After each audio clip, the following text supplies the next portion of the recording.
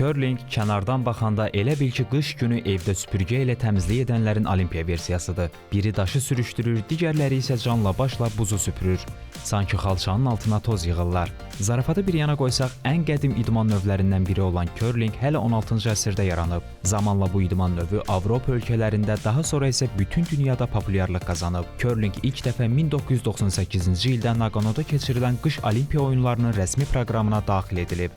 Curling xüsusi buz meydançasında keçirilir. Oyunun əsas məqsədi qranitdən hazırlanmış ağır daşları hədəf dairəsinin mərkəzinə mümkün qədər yaxın yerləşdirməkdir. Daşın sürəti və istiqaməti isə oyunçuların süpürgə ilə buza müdaxiləsi nəticəsində tənzimlənir.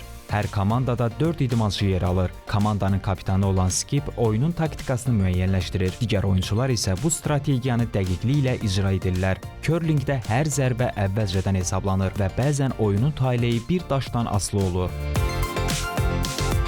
Curlingdə fiziki gücdən daha çox düzgün düşünmək, soyuqqanlı olmaq və komanda ruhu əsas rol oynayır. Elə bu səbəbdən də curling buz üzərində şahmat adlandırılır. Bu idman növündə Kanada, İsveç, Norveç və Böyük Britaniya kimi ölkələr dünya miqyasında uğurları ilə seçilirlər. Dəqiqlik, taktika və səbr tələb edən curling bu gün qış idman növləri arasında özünə məxsus yer tutur və getdikcə daha çox maraq doğurur.